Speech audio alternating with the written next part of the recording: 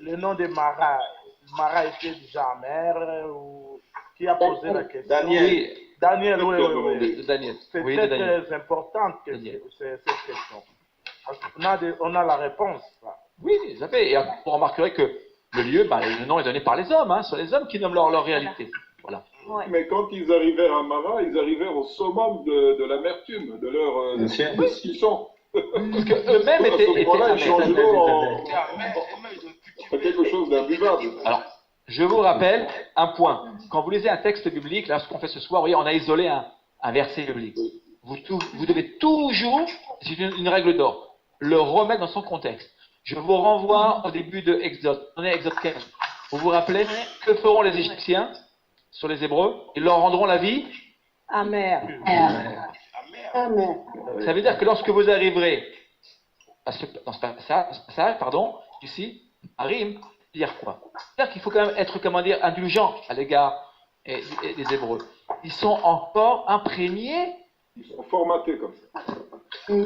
Égyptiens, ils ont souffert. Esclavage.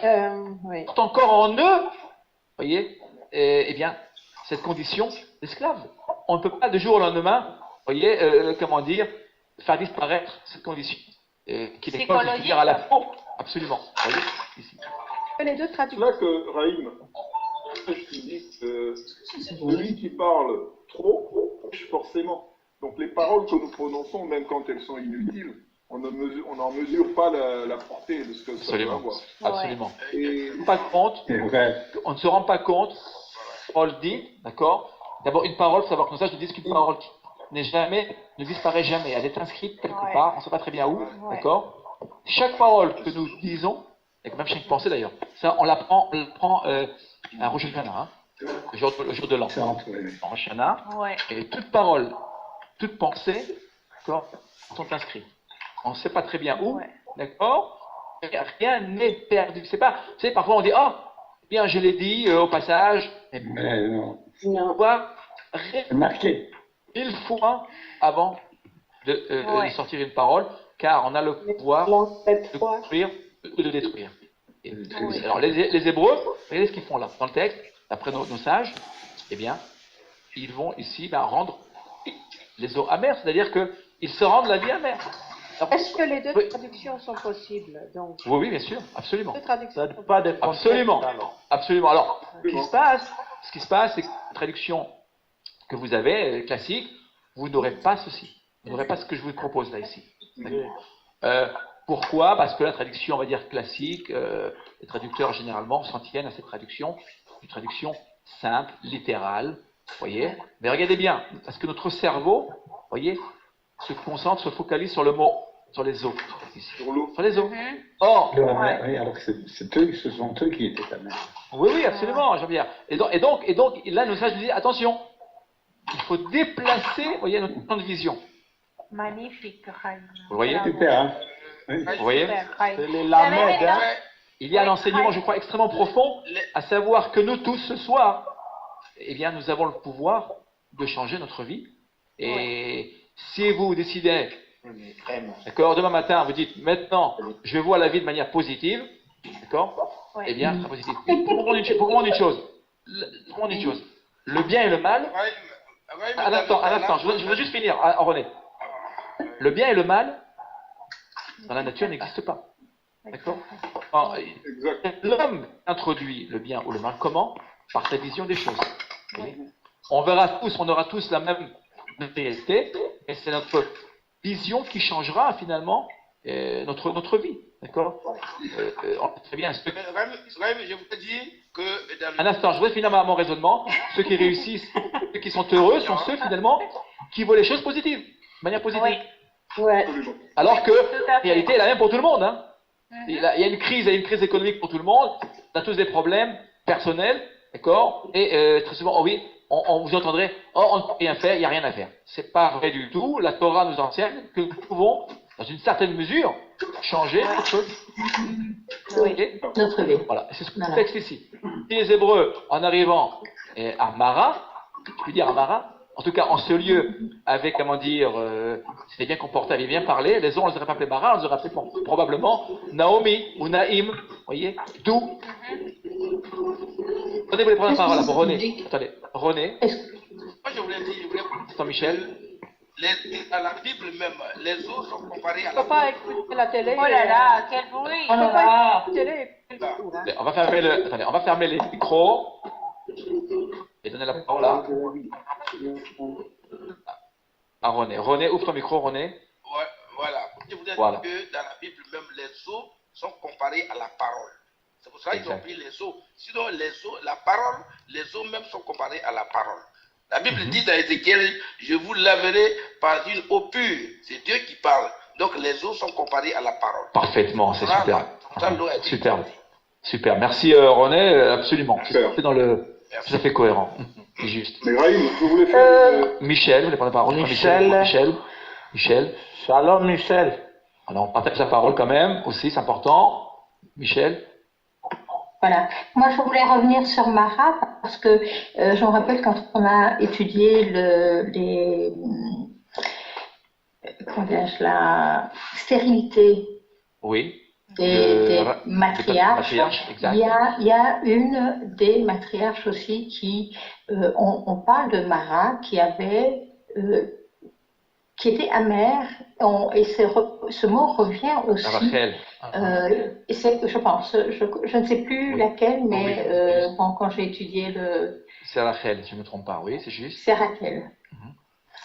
Est-ce que, bon, on parle aussi d'une ville qui s'appelle Marat, non? Est-ce que la ville en soi ne s'appelait pas?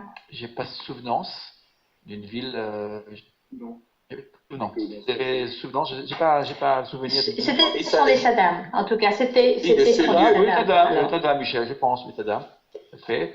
Et vous remarquerez à propos, là, tu peux penser à un autre point, Michel, tu vois, en discutant, c'est très bien, la parole, vous voyez, nous suscite beaucoup de questionnements et d'interrogations.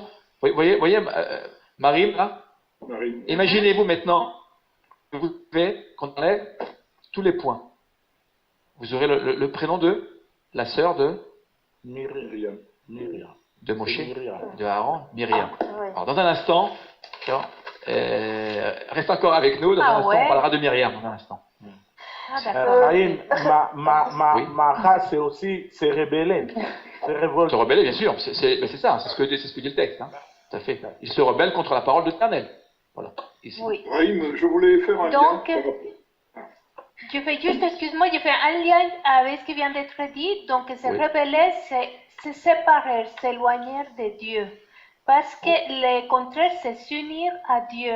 Et quand il s'éloigne, donc il devient amer, donc c'est la mort. Bien Et sûr. quand on s'approche de Dieu, ben on est unis et c'est la vie. Tout à fait. La Torah, je reviens à ce que vient de dire notre ami René tout à l'heure, la Torah est comparée à l'eau. D'accord? Oui. Et voilà. Donc, les eaux douces de la Torah. Et donc, c'est ce que nous faisons ce soir. Nous étudions la parole. Dans les Donc, vous voyez, Aïe, on fait, 55. l'étude est comme un mikvé. Hein. L'étude est comme un bain, vous voyez, un bain rituel. On plonge dans la parole, on rentre dans la parole. Et la parole a ce pouvoir de purification. Vous savez que l'étude purifie l'homme. Voilà. Nous sommes tous des pécheurs, on pêche tous. Donc, il faut étudier quotidiennement le texte, et la parole. Et donc, cela nous permet de nous purifier. La parole a ce pouvoir de purification aussi. Et merci, Yvonne. Raïm, dans ce passage, Après, on continuera. Oui, une dernière remarque. Oui. oui, je voulais justement rebondir par rapport à ce qui avait été dit au début et faire le lien avec ce passage. Ça tombe bien, j'ai dû patienter à juste titre. Oui. Quand on lit ce passage et qu'on voit que les eaux étaient amères, ou que eux étaient amers, Oui. je veux dire par là que même si les eaux étaient amères et que leur pensée était juste, ils auraient pu boire sans qu'il leur arrive quoi que ce soit. Autrement dit, il y a des situations que nous pouvons être amenés à faire face dans la vie, rien que par nos pensées, nos paroles, puisque la pensée c'est une parole silencieuse, ça va faire que C'est juste. nous transformons les choses, donc nous changeons la nature des choses. Autrement dit, on ne regarde pas ce qui est passé. Il y a une continuité. C'est comme si, souvent on dit, on ne peut pas aller de l'avant tout en regardant en arrière. Autrement, on ressasse, et si on revient en arrière, donc le fait qu'une situation soit négative par rapport à ce que nous pouvons vivre, et que nos pensées sont positives, on ne peut qu'aller de l'avant. Bien sûr. Maintenant, le lien, ma question, c'est par rapport à ce qu'on a vu, que comme quoi, La Torah, c'est une parole continue. Et je voulais savoir pourquoi et dans quel sens on la déroule. Puisqu'on dit quand vous ouvrez, vous tournez les rouleaux de la Torah, c'est dans un sens. Lorsqu'on étudie les parachas, je vais continuer, Christian. Je vais continuer sur mon raisonnement. Si on compare la Torah à l'eau, on peut très bien la comparer à un torrent, d'ailleurs à un océan. Oui. À un océan. Et comme vous le savez très bien, l'océan est toujours en mouvement. Toujours en mouvement. Le texte n'est jamais un texte immobile et statique. C'est un texte qui, on le voit très bien. Regardez, là, on vous propose, quand vous lisez le texte biblique, on vous propose cette traduction-là. D'accord? Moi, ce soir, à la lueur de nos sages, ici, je vous propose celle-ci. Très bien. C'est-à-dire que le texte, c'est quoi? Le texte, c'est une eau vivante, c'est une eau, vous voyez, qui est toujours en mouvement, il y a une dynamique. Quand vous aurez un commentaire, prenez-le, bien évidemment, mais allez chercher ailleurs. Ce sont des commentaires qui ne sont pas forcément opposés, bien évidemment, mais qui se complètent. Vous le voyez ici. Donc, vous ne pouvez pas vous arrêter qu'à un seul commentaire. Comment? Je n'ai même pas posé ma question encore. Mon idée, c'est de dire... Oui, j'ai cru comprendre qu'il y avait une question. Il y a une question derrière. C'est celle du début, justement. On déroule les rouleaux de la Torah. Oui. Donc, c'est comme cette eau qui coule dans un sens. C'est rare quand on étudie le Tanar ou lit les parachas qu'on revienne en arrière, puisque ça va jusqu'au bout, jusqu'à ce qu'on recommence. Donc c'est comme si on ne regarde pas en arrière, cette parole nous enrichit au fur et à mesure et on grandit. L'étape d'après, c'est une compréhension au-dessus. Ma question, on la tourne dans quel sens? De la gauche vers la droite? C'est plutôt de la droite vers la gauche. J'explique. Attends, un instant. Mais on va faire un peu de temps. Il y a bien une raison pour qu'on la tourne de la droite vers la gauche. Christian, excuse-moi, écoute ce que je vais te répondre. Et un instant, je vais répondre. Attention, il y a ce qu'on appelle la lecture à la synagogue. D'accord. Il y a l'étude. Alors la lecture, c'est une lecture linéaire. D'accord. Du Pentateuque. Des 5 livres uniquement. D'accord. On devrait c'est un passage des prophètes. D'accord. Le chapitre de fait. Attention, c'est la lecture. Mais après, il y a ce qu'on appelle l'étude. Ce qu'on fait ce soir. L'étude, c'est quoi l'étude? L'étude, il n'y a pas de sens. On va en arrière, on va à droite, on va à gauche. Vous voyez, on peut très bien lire un texte de Bereshit et puis se rendre à Isaïe.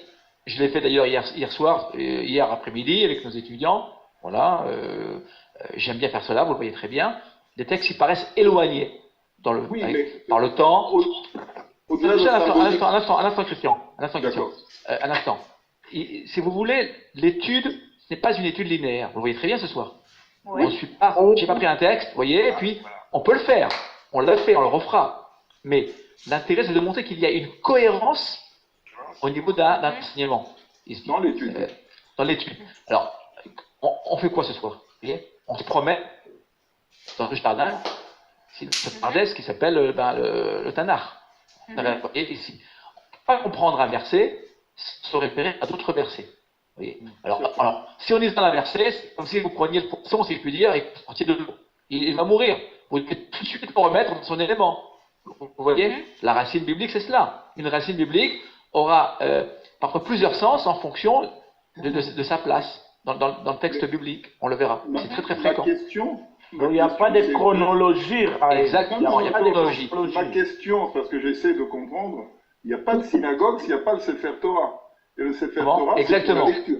Exactement. Donc, si la lecture se déroule dans un sens, ça veut dire qu'il y a une continuité, puisque c'est une boucle qui revient. Il y a une continuité, bien évidemment. Il y a une raison qui explique pourquoi il est roulé et pourquoi on va dans un sens et pas dans l'autre. Mais bien sûr. Puisque la parole qui est lue, elle est créatrice, puisque quand on la proclame, elle crée. Et dans un sens, c'est-à-dire, c'est un peu ce passage-là, c'est que quand on est en train de lire, on crée, on participe à cette création, puisque c'est qu'une parole, même si on a parlé des 10 paroles, mais puisqu'elle est continue, donc elle crée. Mais je voulais savoir, quelle est la signification de la roulée? Pourquoi ça a été choisi, fait comme ça? Je ne connais pas Christian, là je ne voudrais pas trop répondre maintenant. Qui est très profond là-dedans. Christian, je risque de m'éloigner du sujet. Je comprends, mais c'est une question. Je voudrais pas, je répondrai à ta question, mais il y a une réponse, d'accord, qui serait trop longue maintenant. Si je commence maintenant, on finit à 1h du matin. Non, elle existe alors, il y a une raison. Je voulais comprendre. Il y a qu'il y a une raison, d'accord. Il y a plusieurs raisons. Je ne vais pas m'y attarder. Ça viendra un jour. Juste répondre à ta question quand même. Regardez bien. Nos sages nous ont dit, et il y a un passage du livre d'Isaïe où on parle d'Israël, on appelait Banim. Seulement dans le livre d'Isaïe, mais il y a un passage particulier où on retrouve ce terme de Banim qui veut dire les fils, les enfants. Les constructeurs. Or, nos sages nous diront, vous ne lirez pas dans ce passage Banim, mais les constructeurs. Bonim. Les constructeurs. Les constructeurs. Ah, des Banim. Regardez bien. Ceux qui étudient la Torah, ce que nous faisons nous tous ce soir, qu'on soit juif ou pas juif, ce n'est pas important. Ce qu'il faut, c'est étudier le texte. Amen. Nous sommes des constructeurs. On construit le monde. Alors certes, on ne le construit pas. Vous voyez, a priori, qu'est-ce qu'on fait ce soir? On étudie, on est assis, on étudie. Vous voyez, on discute, on essaie de comprendre le texte. Et bien, on construit le monde. Le monde commence par l'étude. Alors évidemment, il faudra passer à l'action. Après cette étude, nous tous devra s'efforcer de faire attention à ce que nous dirons notre prochain, comment le dire, d'accord? Mais on construit le monde. L'étude est une construction. Vous voyez, donc ça, je dirais, vous ne direz pas Banim, mais Bonim. Ikra Banim et la Bonim. Je voudrais il intervient. Oui, Nissim. Oui. dire à M. Anta. Nissim, rapproche ton micro. Dit simplement qu'à la synagogue, on montre le passage que nous allons lire, c'est-à-dire la sidra de la semaine. Oui, d'accord. Là, ce qu'on va lire. Et lors d'une étude, tout se mélange. Ok. Mélange. Voilà. C'est absolument parce qu'il n'y a pas de chronologie. Et d'ailleurs, je dois le dire, quand j'ai commencé mes webinaires, il y a de cela plus de 4 ans, certains de mes étudiants ont été déconcertés. Pourquoi déconcertés? Car on a toujours enseigné à lire le texte de manière linéaire. Et il y a en tout cas, dans les églises particulièrement, et on lit le texte de manière linéaire. Et on n'a pas souvent. En tout cas, j'ai beaucoup d'étudiants qui me l'ont fait savoir. Oui, c'est vrai. Les catholiques. Oui, les catholiques particulièrement, mais pas seulement. Je crois que c'est dans les catholiques. Et ce qui s'est passé, c'est que lorsque je leur ai enseigné qu'on ne pouvait pas étudier de manière linéaire, on peut le faire, mais on est très rapidement, vous voyez, bloqué. On bloque. C'est limité. C'est limité. On peut pas. Évidemment, on peut pas. Vous allez voir, dans un instant, vous allez voir dans un instant, vous allez le voir. C'est flagrant. Dans un instant, vous allez le voir, c'est vraiment flagrant. On va faire, vous allez voir, un saut. Vous voyez, dans différents passages, et on va comprendre le passage grâce à d'autres passages qui s'éclairent. Oui. Voilà. C'est des confrontations de textes. Totalement. Qui révèlent des choses. Totalement. Les textes se parlent. Oui. Je peux te demander quelque chose? Oui, Jean-Claude. Oui, Christian a parlé de l'action de dérouler le rouleau dans la synagogue. C'est extrêmement important, ça. C'est bien la racine Gola. Est-ce que c'est ça? Tu confirmes? Gola, découvrir. Non. Attention. Je ne voudrais pas m'y attarder maintenant, c'est trop long. Jean-Claude. Rouleau, c'est l'île. D'accord? Qui vient du mot gal. Le gal, c'est une roue, une vague. Vous voyez? À ne pas confondre avec la racine. Attention. Il y aura un contresens. À pas faire un contresens. Attention. Vous voyez? Yud ou He à la fin. D'accord? Alors, il peut y avoir deux sens. Vous voyez? C'est qui? Gala, les galotes. Les galotes, ça veut dire découvrir. Ça veut dire découvrir aussi. Et de découverte aussi, ou la racine de l'exil. Attention. Gilgal. Mais le rouleau, c'est le glil. On va s'arrêter là. Ou le glil qui veut dire dérouler. Voilà. On déroule. Comme une vague. Vous voyez, de l'océan. De la Med. Quand on étudie, si vous me permettez, quand on étudie le texte biblique, on est comme des surfeurs. Vous voyez? Voilà. Comme des surfeurs, et ça demande donc une certaine expérience. D'accord? Pour se tenir sur la vague. C'est ce qu'on fait. Voilà. Et on passe d'une vague à l'autre. Vous voyez ce qu'on fait? Pour ne pas tomber, on passe d'une vague à l'autre. Et c'est ce qui permet finalement d'arriver sur le rivage. Voilà. C'est ce qu'on fait ce soir. C'est toute l'étude de notre webinaire. Et on est des surfeurs. Mais quel rapport avec Gilgal? J'ai entendu parler de Gilgal. Non, non, Christian, excuse-moi. Non. Alors, je veux qu'on continue, d'accord? Je crois que bien qu'on ne se disperse pas trop. Voilà. Non, je veux absolument envoyer à... Très bien. Focalise sur l'étude. Voilà.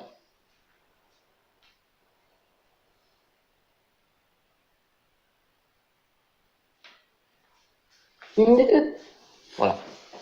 Une parole de vie. Bonsoir Gilbert, merci d'être parmi nous. J'ai grandi d'image.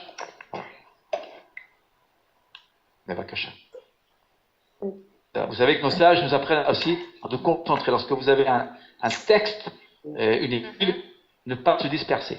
On a une tendance à se disperser. On doit, se focaliser sur un texte, pour le méditer, en mettant toute notre énergie, sur le texte pour le comprendre. Mais Vakasha, Gilbert. Tu veux que je lise? Oui, Vakasha. Ok. Mi Aisha Efetz Chaim Ochev Yamim Liriot Tov Nitzor Lishumecha Mera ou Shefatecha Medaber Mirma. Mirma, très bien. Traduction. Gilbert, traduction en français.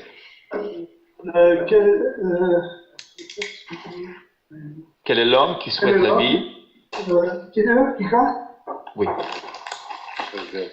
Ok, je vais traduire. Je vois que quel est l'homme qui souhaite la vie, qui aime de longs jours pour goûter le bonheur? Préserve ta langue du mal et tes lèvres des discours fides. Psaume 34, et 14. Ici. Et je vous ferai juste remarquer un passage. Je vais amender l'image. Vous voyez le mot Mirma? Oui. Et vous fait rappeler quel mot? Mara. Mara, bien sûr. Regardez bien, Mara. Vous voyez? Tout se tient, il y a une cohérence. Mara, ici. L'amertume, vous voyez, ici. Les propos perfides, vous voyez, on retrouve la même chose. Regardez le mot Mara, je vais sur le mot Mara. Si vous inversez les lettres du mot Mara, on va l'inscrire ici, regardez bien. Ici. Un instant, regardez bien. Mara, vous inversez les lettres, vous avez le mot Birba. Rama. Rama. Que veut dire Rama? Élevé. Vous voyez? Si on tient de mauvais propos, on descend. Là, ici. Vous voyez? Si on tient de bons propos, on s'élève. D'accord? C'est ce que dit le texte. Ici. Alors là, je reviens à notre étude, ici, à la vignette. Ici. Alors, celui qui, voyez ce que dit le texte ici, que celui qui cherche la vie, qui veut le bonheur, si vous voulez vivre longtemps, voilà, on a ici le secret, voyez, de la longévité, là. Voilà. N'allez pas chercher maintenant, voyez, comment dire, dans les gènes. Ici, c'est finalement le travail sur soi qui permet de changer, eh bien, notre vie et donc de vivre plus longtemps. Ici. Vous voyez, si on aime notre prochain, si on parle bien, ça s'appelle médisance. Eh bien, le texte des psaumes nous dit qu'on aura le mérite de vivre longtemps. Ici, vous voyez, ouais, bien, Otov, ici, et donc le bonheur, voir le bien. Voir le bien, non, finalement, avoir le mérite, donc, finalement, de vivre longtemps et de jouir et, ben, du bonheur. Ici, quel est le secret? Netzor lechandra. Netzor qui veut dire garder, ici, garde-toi de la langue. Voilà. De sortir ta langue. Vous voyez? Pour dire du mal. Absolument. La médisance. D'accord? La médisance, elle fait du mal. D'accord? À celui qui est donc touché, bien évidemment, mais à celui qui écoute, qui écoute, évidemment, celui qui parle. Bon, aussi. Tout à fait. Donc là, vous le voyez, et attention à cela, le secret. Alors, vous voyez, à gauche, je vous ai mis l'image, ici, là, ici, d'un des plus grands sages du 19e et début du 20e siècle. On va agrandir l'image, je vais lui faire honneur aussi. C'est un sage, un juste, un des plus grands justes d'Israël. dont le vrai nom s'appelle Rabbi Israël Meir Cohen, qu'on appellera, qui est plus connu sous le nom de Chafetz Chaim. Alors pourquoi on l'a appelé Chafetz Chaim? Vous savez, on l'a appelé parce que c'est tiré, regardez bien, c'est tiré du verset du psaume. Toute sa vie, on peut dire, il a consacré toute sa vie à répéter 35 ans, 50 ans. nos médisances. Il a écrit un livre, on va regarder l'image, qui malheureusement n'est pas en français. Malheureusement, ce sera un livre à traduire en français. C'est un livre majeur de la pensée juive, ici. Oui, voilà vous voyez son nom ici, là? Oui.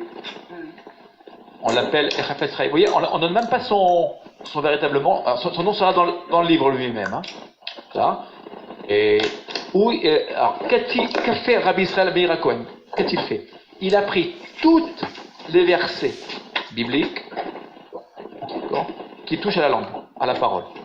Et chaque jour, dans son livre, chaque jour, il enseigne comment réparer notre propre parole. Ici. Droite, tout à fait à droite, tout à fait en bas à droite, vous avez ici un résumé de son livre. Voilà. À gauche, c'est Shmirat Halashon, et Shmor, ça veut dire garder, et on doit garder sa langue, faut faire attention à ce que nous disons. La langue est créatrice, elle est aussi destructrice. Et donc il fait, alors c'est un livre fantastique, un livre vraiment, on le lit, on le relit, et c'est un livre qu'on doit avoir à son chevet, et chaque matin, chaque jour, lire une partie. Il est comment dire, il a été travaillé en fonction du quotidien. La Torah, comment dire, elle est partout, hein. Pas seulement à la synagogue, elle est aussi dans notre quotidien, à la maison, au travail. Vous allez faire votre marché, vous allez avec vos amis, vous allez en promenade, d'accord? Attention, d'accord? Parfois on a tendance à s'oublier et à le dire n'importe quoi, d'accord? Enfin attention, toujours avoir avec soi la Torah, bien évidemment, et ce livre-là, moi, vous voyez, j'ai ce livre-là, ici chez moi, j'ai celui-ci. Il est raccourci, voilà. Il est raccourci et à la synagogue, je le prends aussi avec ma synagogue. Le Shabbat, je le lis aussi. Bon, c'est vraiment, c'est très bon. Est-ce qu'il existe en anglais? Probablement. Je suis pas sûr qu'il soit en anglais. Probablement. Les anglophones sont, tout point de vue, dépassent les francophones. Voilà. Est-ce que je peux me permettre d'ajouter quelque chose là-dessus? Oui, dans le livre de Salomon, dans le livre de la sagesse, plutôt, Salomon dit que la médisance, elle tue. Oui. Aussi simplement que ça tue. Il dit, la vie et la mort au pouvoir de la langue. Alors, vous remarquerez qu'il est marqué Beyad Alashon. Vous savez pourquoi Beyad Alashon? Que veut dire le mot Yad? La main.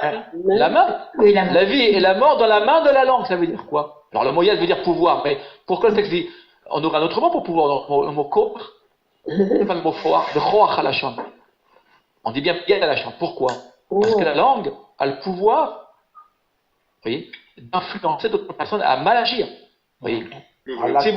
Si on dit de quelqu'un qui n'est pas bien, bon, et à quelqu'un d'autre, eh bien vous savez que naturellement, quand vous rencontrerez la personne, elle vous paraîtra mauvaise. C'est-à-dire, malheureusement, il faut faire un travail énorme sur soi-même pour pouvoir briser les médisances. Il n'y a pas de réponse à la médisance. Quand quelqu'un dit du mal, quoi répondre?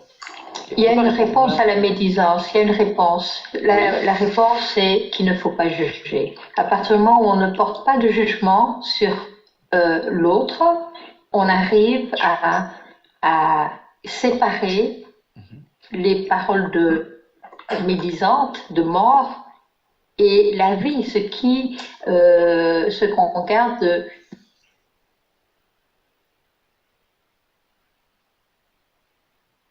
de positive. Ça, on va le voir, Enfin bon, je ne veux pas parler de choses personnelles, mais c'est vraiment le jugement, ou le non-jugement, c'est vraiment la chose qui permet d'avancer et de ne pas garder ça, que ce soit pas quelque chose de moi, ma réponse, je vais vous dire ma réponse, c'est qu'il n'y a pas de réponse. Quand quelqu'un dit du mal, on ne répond pas. Et ça, on l'apprend, on va le voir maintenant. Par qui? Moïse, Moshe. D'accord?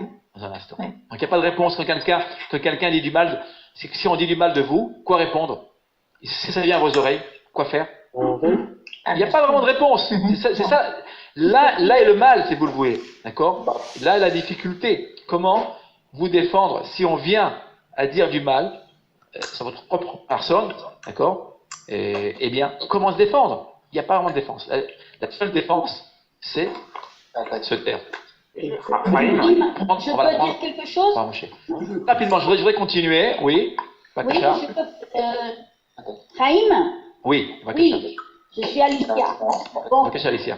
Bon, alors, c'est vrai, tout ce webinaire revient tout à fait à la phrase du début, que la parole de Dieu a le pouvoir, et en même temps, nous, on l'a aussi, parce qu'il nous a donné son esprit.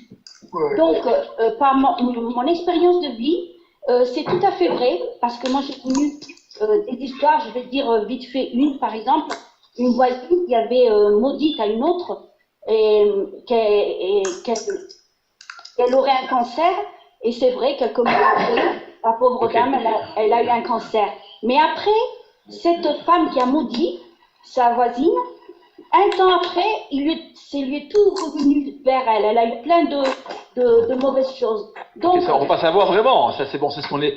On peut peut-être penser, mais on ne peut pas vraiment savoir. Hein. De toute façon, ce qui est vrai, c'est que la parole médisante, elle tue. C'est pour cela que les anciens d'Israël avaient dit de Yirmeyahu, allons tuer Yirmeyahu avec la langue. Alors, oui, pardon. Ce que je veux dire, c'est que j'ai donné cet exemple, mais j'ai vu beaucoup de choses. Ce que je veux dire, c'est que c'est vrai. C'est-à-dire que la parole, elle a son pouvoir pour le bien et pour le mal. Pour le mal, tout à fait. Et ça se matérialise. Donc, c'est pour ça qu'on doit toujours dire de bonnes choses et être positif. Amen. Voilà. Très, très bien. Merci, Alicia. Je crois que je voudrais qu'on continue. La parole, en fait, elle insuffle l'esprit et elle donne de mauvaises ou de bonnes vibrations qui ont un effet.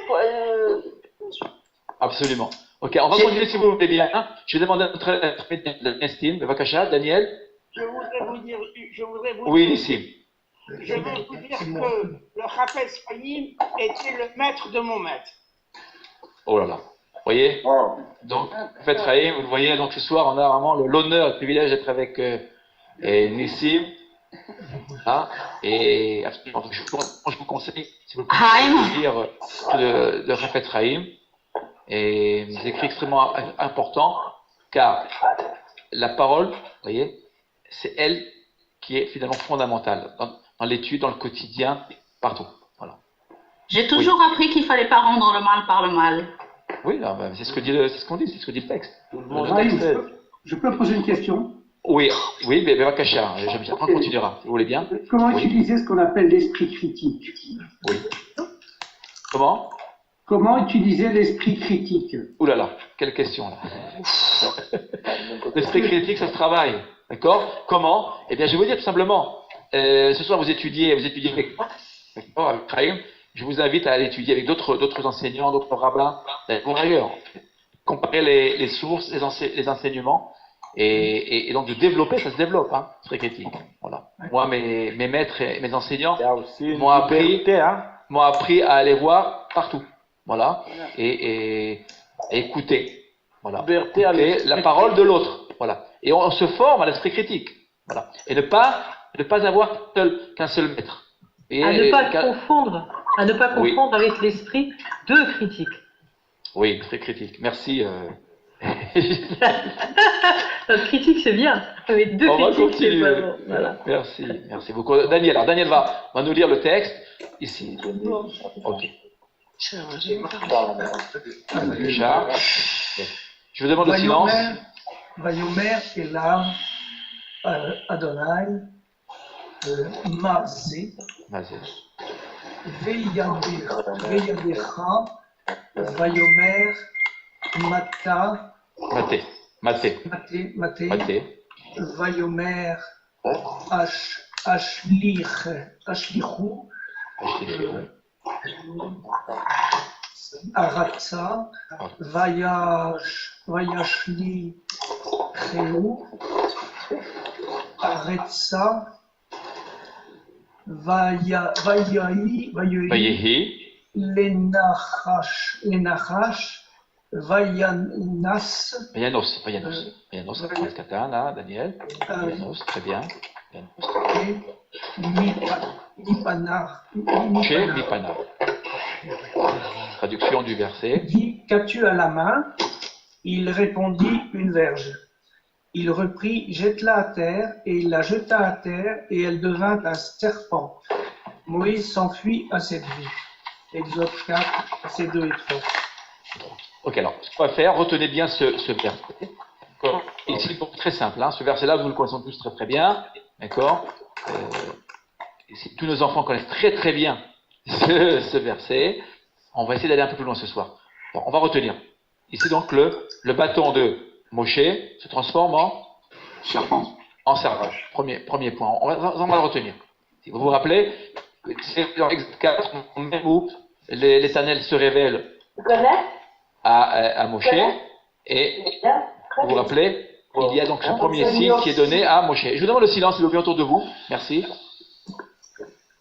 Voilà. Ok, on va voir le deuxième signe. Là, on va demander.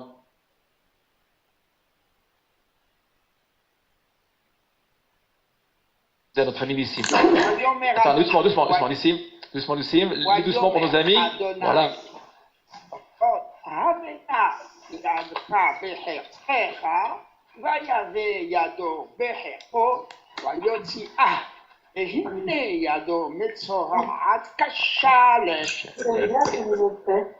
La traduction. Le Seigneur dit encore, mets ta main dans ton sein. Il mit sa main dans son sein, l'enfreint, et voici qu'elle était lépreuse, blanche comme la neige. Très bien. Vous voyez, le deuxième signe qui est donné à Moïse, avant même qu'il ne se rende en Égypte, libérer les Hébreux de leur condition d'esclaves, la question qu'on va se poser ce soir, elle est bien. Et il y a donc deux. Pourquoi l'Éternel a-t-il envoyé ces deux signes à Moïse? C'est à l'envers, pardon, Raïm. Ah, je te prie. Excuse. Non, un instant, je rétablis l'image. Un instant, je voudrais finir si vous voulez bien, finir ce que je suis en train de lire. Merci à vous. Bon, première question. Pourquoi l'Éternel a-t-il envoyé ces deux signes à Moïse? Et par la suite, nous répondrons, si à cette deuxième question, quelle fut la faute de Moïse. On va d'abord, si vous le voulez bien, se focaliser sur cette première question, que je vous pose d'ailleurs. Pourquoi l'Éternel, avant d'envoyer Moïse en Égypte, lui donne ces deux signes? Premier signe, je vous le rappelle, le bâton qui se transforme en serpent. Et deuxième signe, consécutif au premier, hein. D'accord? Eh bien, et il transformera sa main, en fait, et il transformera sa main en main lépreuse. Pourquoi? D'après vous, auriez-vous une idée? Oui, le serpent, c'est la faute au paradis. Oui, très bien, c'est le premier point, c'est juste. Très bien. La faute, très bien. La faute qui est commise à cause de la parole. d'Adam et Ève. De la parole. On va le voir dans un instant. Très bien. Très bien. Et pourquoi la lèpre? La lèpre, c'est la faute de la shonara. Oui. C'est lié à la shonara. Exactement. La lèpre est liée, dans le texte biblique, est liée à l'impureté. J'avais commencé à le voir, après j'ai arrêté. Roger, un instant, excusez-moi, Roger. Oui. Voilà. Si vous voulez parler, coupez le micro. Merci à vous. D'accord? Voilà. Merci. Et alors, je pose la question. On assiste ici à deux signes négatifs. Vous êtes d'accord? Ici. Oui. Le bâton devient serpent, qui nous renvoie, en effet, on va le voir dans un instant, qui nous renvoie au Gan Eden, à la parole du serpent, qui va donc finalement tenter la femme et l'homme. Et puis la main lépreuse, qui nous rappelle eh bien, le passage de Lévitique. Hein. On verra que des fois où un homme fait du mal à son prochain, ben, il est châtié et puni par la lèpre. Pourquoi c'est aussi? En quoi Moïse a-t-il fauté? Alors, je peux dire quelque chose? Bevakasha. Oui. Alors, moi, je crois que c'est parce que l'homme, tous, on a le péché en nous, héritier. De Moïse. Je pose Il s'agit de Moïse. sur ma question. D'accord, Bevakasha. Je pose une question précise, j'attends une réponse précise. Oui, moi, ce que je veux dire. Je parle de Moïse, là. Peut-être. Moïse. Oui, Moïse, oui. Moi, ce que je comprends. Attendez. Je peux parler? Une par une. Oui. Alors, moi, ce que je veux dire, c'est que Moïse, Dieu lui a donné le pouvoir d'enlever le péché. Il lui a donné le pouvoir d'enlever le péché du serpent que les autres humains ont. Okay. Et en même temps, il lui a donné la vie à la chair. La chair, elle est morte. Elle est morte par le péché. Il lui a donné la vie.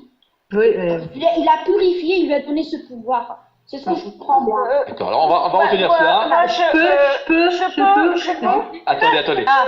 Alors, Laure, vous voulez prendre la parole, Laure. La question suscite le débat, je vois. Peut-être parce que Moïse n'a pas cru en la parole. Oui, c'est ça. Il est resté derrière, il a été réticent. Oui, il a dit ça. Il a dit, je n'arriverai pas à convaincre.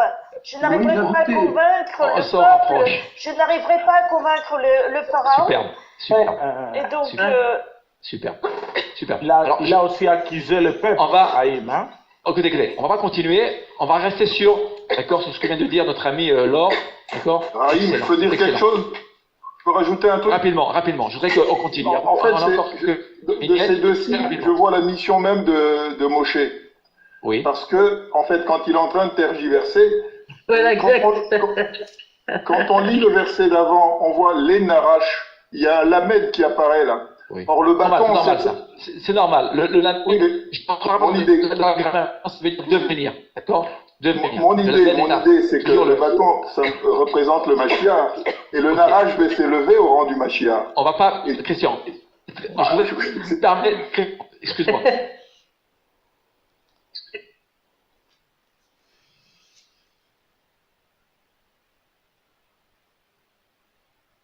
Après, je veux aussi qu'il montre que c'est pas lui qui fait l'action qu'il a, c'est pas lui qui l'a accompli. Non, il a accompli. Ah oui. Christian, il a accompli. C'est Moïse qui a accompli la mission, je suis désolé. Non. Parce que le bâton qu'il a, quand il s'en va, on dit le bâton de Dieu, ce qui est traduit. On dit. Oui, non, mais attention, c'est quand même Moïse. Au moment où il part. Il faut quand même pas enlever à Moïse, c'est quand même ce qui lui revient. Il a fait son boulot, hein. C'est à chaque fois qu'il élevait le bâton qu'il se passait quelque chose. Oui, mais attention, quand même. Il a quand même passé 80 ans, quand même, Moïse. Non, mais c'est pas excès d'humilité de la part de Moïse. Alors, si vous voulez bien, on va étudier le texte, on va essayer de comprendre ça. Voilà. Okay. Ghislaine, je te vois sur l'écran, c'est très très bien. Ouais. On va comprendre. Voilà. On va aller tout doucement. Raïm. Je rétablis. Patience. J'essaie de parler entre deux. Jaime, juste pour reprendre, qu'est-ce que tu as résumé, c'est en fait la faute de Moshe et le fait d'avoir demandé des signes. On va voir. Non. La réponse de Laure est très satisfaisante de ce point de vue-là, vous allez le voir un instant. On va lire avec Ghislaine. Après, Yvonne, tu liras le prochain vers. Ghislaine, bבקשה. והנחש היה הרום מכל חיית השדה אשר עשה השם אלוהים, ויאמר אל האישה אף כי אמר אלוהים לא תאכלו מכל... נאכל, pardon, avait écrit. Oui, je t'en prie. Tochelou. Bon, d'accord. Mikol Hetz Agan. Parfait, très bien. Voilà. Traduction. Et le serpent était rusé, plus qu'aucun des animaux terrestres qu'avait fait l'Éternel le Seigneur. Il dit à la femme, est-il vrai que le Seigneur a dit, vous ne mangerez rien de tous les arbres du jardin? Genèse 3, 1. Oui, Genèse 3, 1, voilà. Que dit regardez bien, ici. Que dit le serpent? Là, il fait la shonara. Oui. Parce que regardez bien. pas seulement la Shonara, c'est. Il fait douter. Que là. Non, c'est insidieux, c'est insidieux. L'Éternel avait interdit quoi, l'Éternel? De ne pas manger d'une chose. Oui, c'est vrai, d'un arbre. Et là, il lui dit tous les arbres. Exactement. Vous le voyez? C'est vrai. On veut introduire un mensonge. Vous voyez? On transforme un peu, voilà. Voilà, on le transforme. On y introduit une part de vérité. Voilà. On manipule, quoi, en fait. On manipule. Ouais. Exactement, c'est le terme. Il y a ici une manipulation de la parole éternelle. Imaginez-vous, c'est-à-dire que l'Éternel, ici, reprend la parole, le serpent ici, reprend la parole de l'Éternel, et puis, bien évidemment, pour arriver à ses fins, on transforme totalement, il manipule la parole de l'Éternel. D'accord? Ici. Donc, c'est un fait grave, ici, évidemment, qui n'amène pas à la faute de Adam et Bechava. Ok, ça c'est le premier point. Allez, on va continuer ici. Parce que tout ce. Je voudrais qu'on.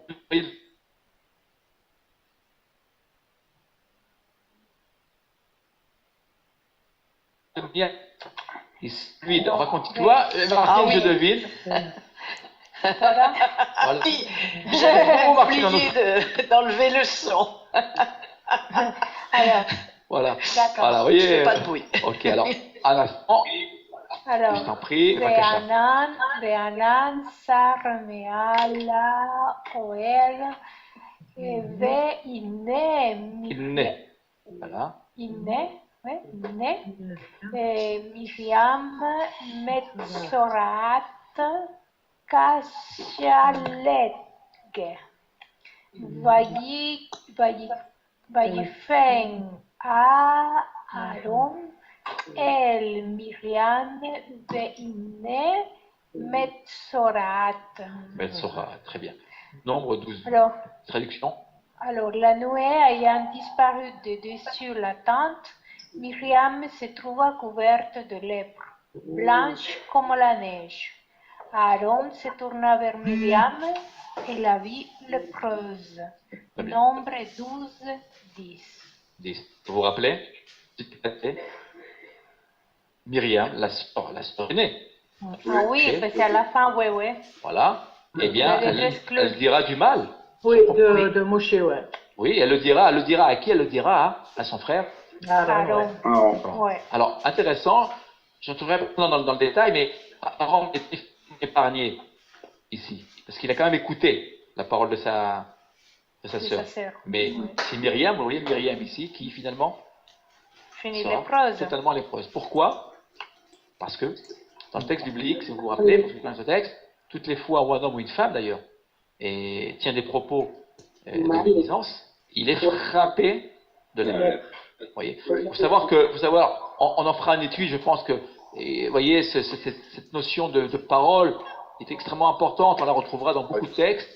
Le mot Metzora c'est Motzi Shemra, celui qui sort le mal de sa bouche, ici. Metzora. Donc, elle sera frappée. Alors maintenant, je vous pose la question. Oui, on vient de voir ici donc deux passages négatifs, le serpent et la lèpre de Myriam, ici. Quel rapport avec Moïse? Quel rapport avec? Alors, Laure nous a mis sur la voie. Voilà.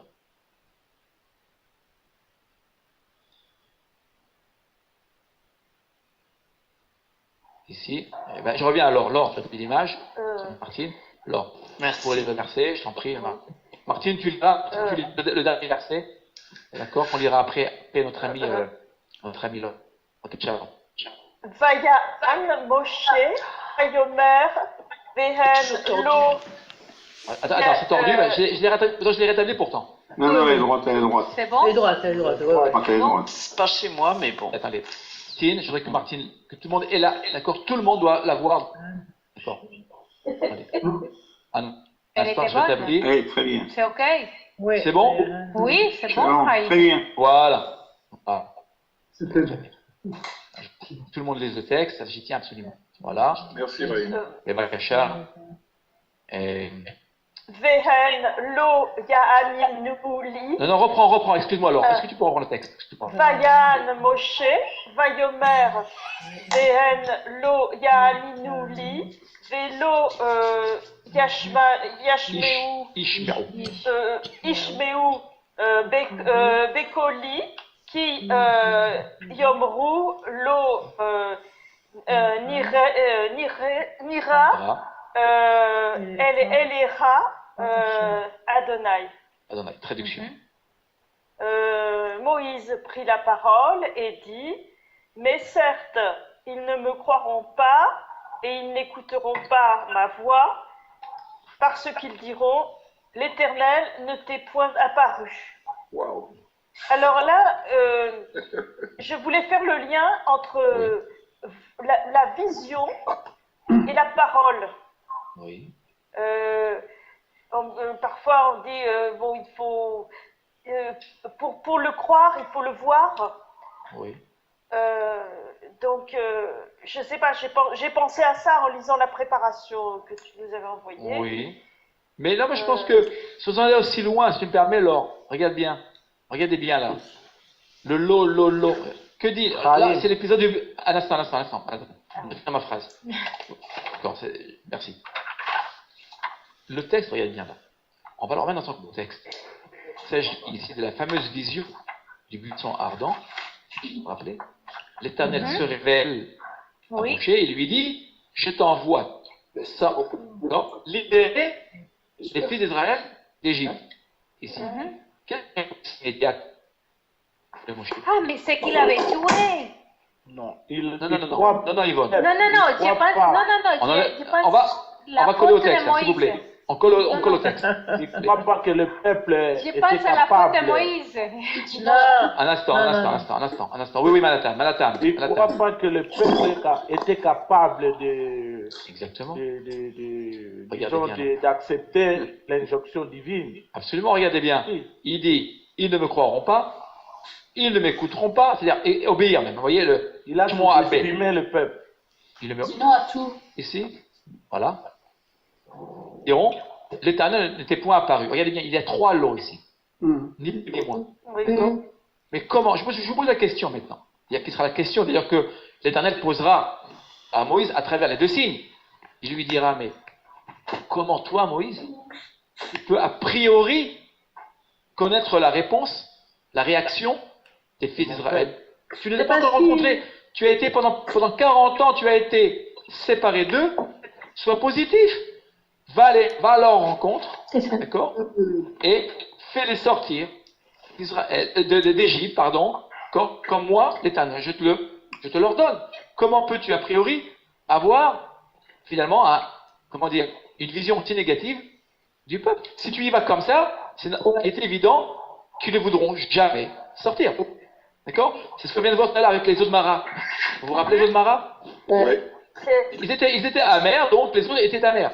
D'accord? Si, même dans l'éducation, si on est négatif avec nos enfants, eh bien les enfants sortiront négatifs. Ils auront la vision qu'on leur a finalement imposée, si vous voulez. D'accord? Ben, c'est ce qui se passe ici. Moïse a un rôle d'éducateur. Déjà, commencement dès le donc s'il va dès le départ avec une vision négative, eh ben, évidemment, les fils d'Israël ne sortiront pas d'Égypte. Il devra d'abord donc. Il faudra que les fils d'Israël croient en eux. Et pour croire en eux, il faudra que Moïse lui-même croit au pouvoir de la parole de l'Éternel. Or, que se passe-t-il dit dans le texte? Il met en doute. C'est tout le contraire. Oui, je pense pas, moi. Confiance sur l'Éternel, déjà. Excuse-moi, Haïm. Attendez, il y avait une... D'abord, Gisèle, après je reviens à toi, Yvonne, oui. Gisèle. En fait, non. Enfin, je pense que l'erreur, c'est pas une faute à mon avis. L'erreur de Moïse, c'est simplement qu'en tant qu'intermédiaire de Dieu, il s'en sentait pas digne. Il était très humble. C'était, je crois, la qualité première de Moïse. C'est l'humilité. Il n'était pas question pour lui de remettre une seule question en cause de la puissance ni le pouvoir de Dieu, et c'est plutôt son intervention à lui qui remettait en cause. Mais attention, Gisèle, regarde bien là. Là, il ne remet pas en question le pouvoir de Dieu. Il remet en question faculté des fils d'Israël de l'écouter, en tant que prophète. Oui, mais justement, il a pensé que la parole, puisqu'il était intermédiaire, que sa parole à lui, elle n'allait pas convaincre le peuple. Et la preuve, c'est qu'il a dû faire intervenir Aaron après, puisque il avait... il avait un petit problème d'interdépendance dont on connaît l'origine. Okay. Donc je pense que ça a dû influer sur sa position. Un prétexte pour refuser la mission que l'Éternel lui confiait. Il n'avait simplement pas envie d'y aller. Oui. C'est pour cela qu'il a trouvé ce prétexte. Alors, il y a absolument. Il y a un commentaire. À l'instant, c'est ça. Dis Daniel. Ça doit être ça l'erreur. Nos sages nous disent faute de Moïse. Ça trouvait aussi un prétexte pour fuir sa mission. Vous savez que tous les prophètes ont fui leur mission. Oui, Yona. On le verra. Il accuse le peuple sans avoir.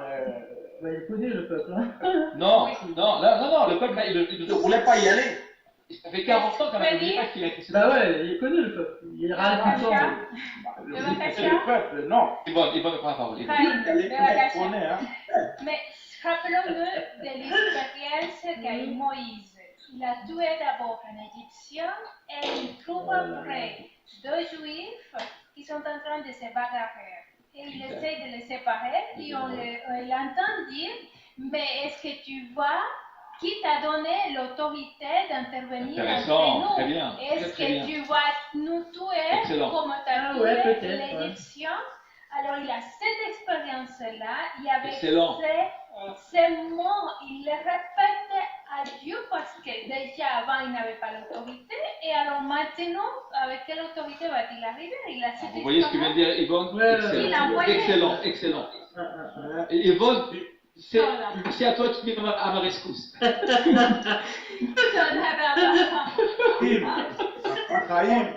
Non mais bien parce que vous voyez que nos commentaires s'enrichissent. Ce que dit Yvonne, ce que vient de dire Justin est tout à fait juste. Donc, ce que dit Yvonne est tout à fait juste, c'est-à-dire que ce qui se passe, c'est que au niveau psychologique, il y a eu un choc. Moshe a subi un choc en Égypte. Il voit que les 2 Hébreux, c'est juste, c'est excellent, les 2 Hébreux se disputent, il y a une querelle. Il voit qu'il n'y a pas d'union. Entre eux, ils ne s'entendent pas. Alors imaginez-vous, Moshe, a fortiori, se rendre en Égypte 40 ans après, plus d'une génération est passée, qui va le croire. Il a cette crainte probable. Et vous savez que le prophète, ce qui se caractérise, c'est la confiance. En soi aussi. Pas seulement en l'éternel, mais aussi en soi. S'il se rend en Égypte, sans confiance en sa propre vocation, c'est l'échec total qui l'attend. Vous voyez? Alors, il y a tout un travail d'éducation que va lui faire l'Éternel, ici, à travers les doctrines. Il lui dit, ne crains rien. D'accord? Et en effet, vous vous rappelez que le serpent redeviendra bâton. La main lépreuse redeviendra une main saine. Chaim, oui. Bon, on peut dire, Moshe s'est trompé avec les calculs qu'il faisait, parce qu'après, il a vu la suite, le peuple a accepté la Torah. Donc il s'est trompé. Manhattan, alors, ce qu'on va faire maintenant, quand même, parce que tu rappelles cela, ce qu'on va faire, on va être honnête, on va finir sur une pointe positive.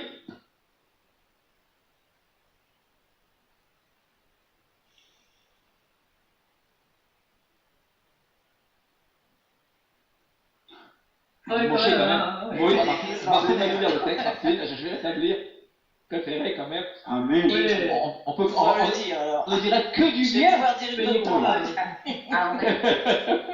Cher Rabbeinu. C'est toujours pas vu, hein. Bon. Patience, Martine. J'ai le Webex qui décède depuis tout le temps. Non, parce que tu as un problème de delay. Tout bleu.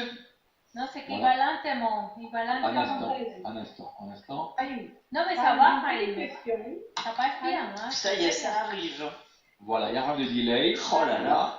L'image est droite. Ça y est, oui, ça y est, c'est blanc.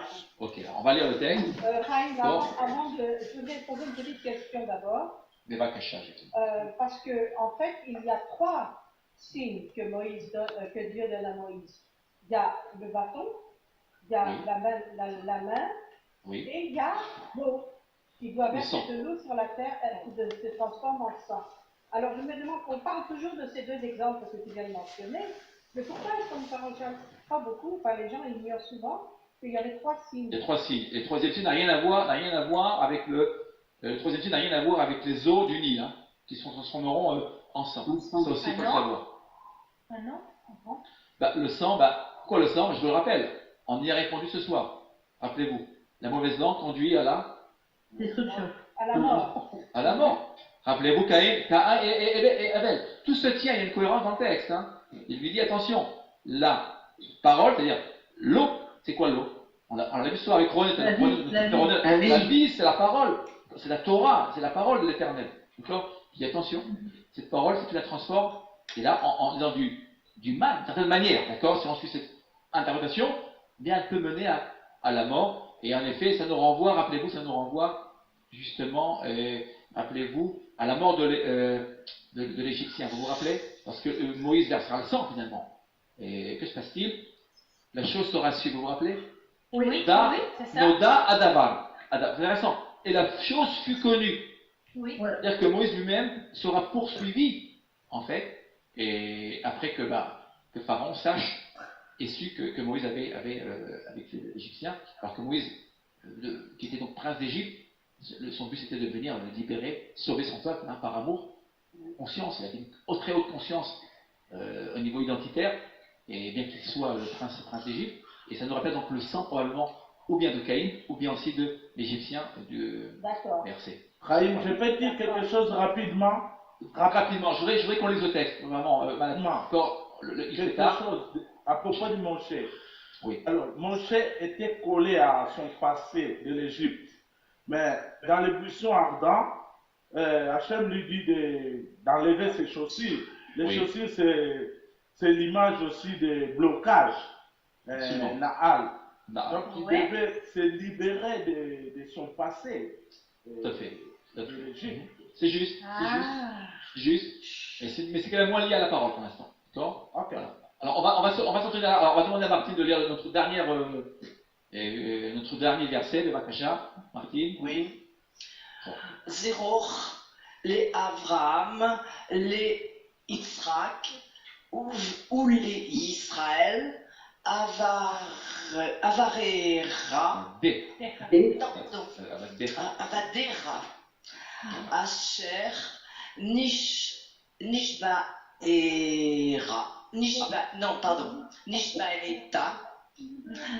Lachem, qui est-ce qui parle? Il y a, excusez-moi, il y a un bruit de fond, excusez-moi. Très couramment. Non, mais par respect, je tiens absolument, c'est un principe. Quand quelqu'un lit un verset, par respect, ou fermez votre micro, s'il vous plaît, merci. D'accord, pour que notre ami puisse lire tranquillement le verset. Merci à vous. Ok. Mishparat Lahem. Bach. Ber, Alechem, Ber, Arbe, et Zar, Abchem, Ke, Rorev,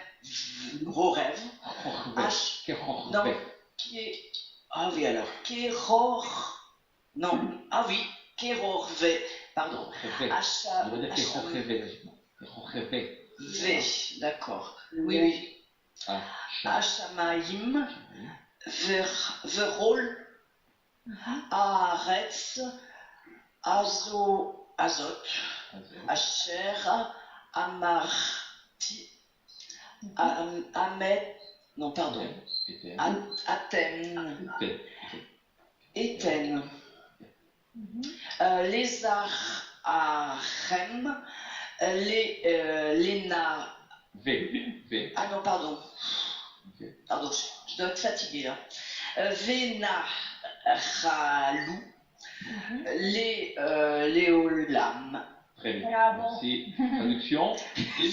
Oui, pardon. Hein. Souviens-toi d'Abraham, d'Isaac et Israël, tes serviteurs, à qui tu as juré par toi-même, leur disant: je ferai votre postérité aussi nombreuse que les étoiles du ciel, et tout ce pays que j'ai désigné, je le donnerai à votre postérité qui le possédera pour jamais. Amen. Okay. 32-13. Voilà. Merci Martine. Alors regardez bien. Ici quand même, on finit quand même sur un point positif. Et ici, que se passe-t-il? Que fait ici Moshe? Je vous rappelle le contexte. Exode 32. Il n'a plus la même attitude qu'avant. C'est alors d'abord le contexte, Christian. Ah oui, c'est quand Hachem lui dit qu'il va détruire ce peuple, exact. Et c'est au travers de lui qu'il va amener, recréer l'humanité, quoi. Et non plus par rapport à la promesse faite à Abraham. Exact. Il dit il aura une descendance et il reconstruira le tout. Absolument. C'est l'histoire du veau d'or, c'est juste. Le veau d'or. Et que se fait-il là? Il défend le peuple. C'est une défense, mais vraiment extrêmement forte, extrêmement puissante. Il se met au même niveau que Dieu, quoi. Juste, oui. Regardez ce qu'il fait. Regardez ce que fait Moshe. C'est à l'Éternel, ni plus ni moins, il lui dit, mais excuse-moi. Il remet oui, la musique, il dit, tu dois maintenant moi. Regardez bien, ici on a l'impératif. Vous voyez là? Il dit, oui, souviens-toi. Ici, il donne l'ordre alors. Oui, de la promesse que tu as faite aux 3 patriarches, fondateurs de la nation d'Israël, Abraham, Isaac et Jacob, d'accord, auquel tu as prêté serment. Regardez bien, un mot extrêmement important, un tout petit mot là, qui ne paye pas de mine, par toi-même.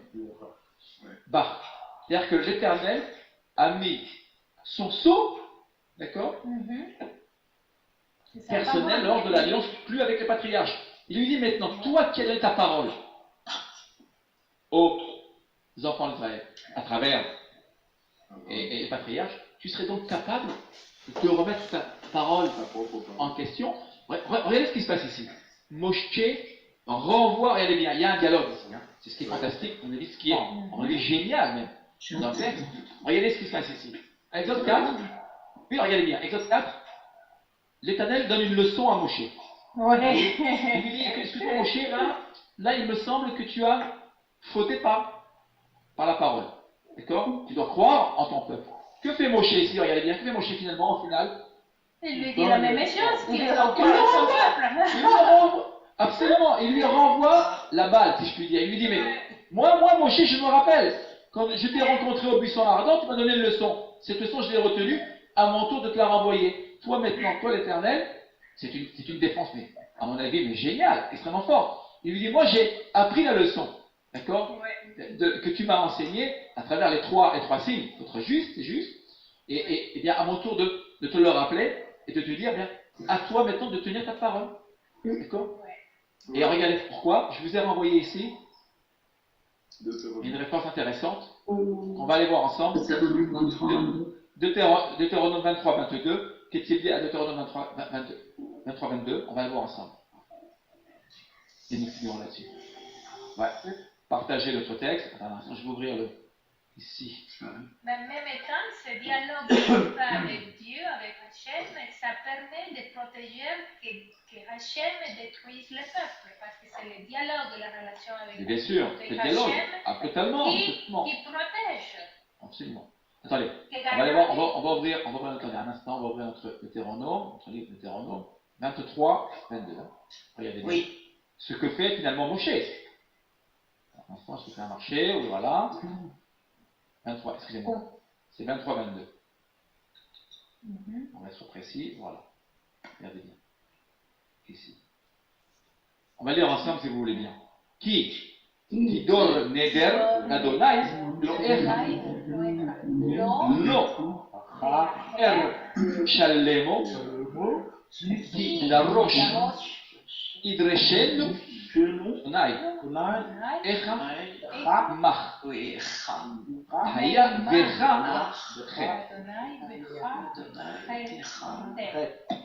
tu feras fait un vœu à l'Éternel, ne tarde pas à l'accomplir. Autrement, l'Éternel, ton Dieu, ne manquerait pas de t'en demander compte et tu aurais à répondre d'un péché. Que fait Moshe? Il retourne ce verset d'une certaine manière.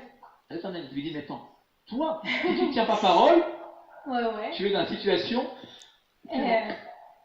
dans la catégorie du péché.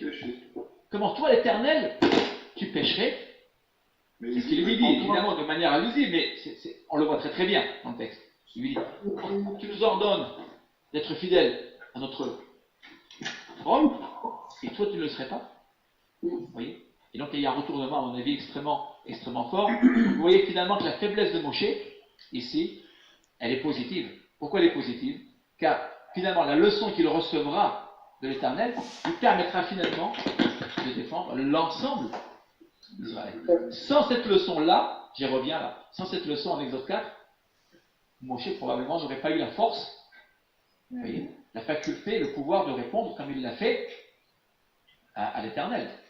Vous voyez? Loin, il va même jusqu'à dire fais tes chouvas, reviens sur ta décision. D'une certaine manière, oui, bien sûr, on le verra dans beaucoup de textes, et ce texte-là est fondamental, il est fondamental parce qu'il inspirera tous les prophètes qui suivront.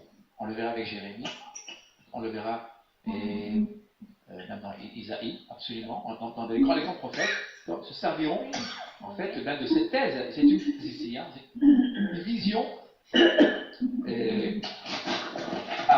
Par Moshe, attention, Moshe l'a appris d'Abraham, hein, ne l'oublions pas. Moshe, c'est vraiment flagrant, c'est très fort, c'est très puissant. Vous voyez, imaginez-vous, contredire l'Éternel, d'accord, et se battre, là, Moshe se bat avec l'Éternel. Et finalement, il aura raison. Vous voyez, c'est vraiment le défenseur de la cause d'Israël. L'Éternel lui parlait bouche à bouche, hein, ça change. Oui, absolument. En plus, très bien. Il s'est Je voulais vous remercier d'abord pour s'appuyer à la tradition. C'était super, c'est cool. C'était génial. Absolument. Ouais, fantastique. Merci beaucoup. Alors, ce qu'on va faire, c'est qu'on voulait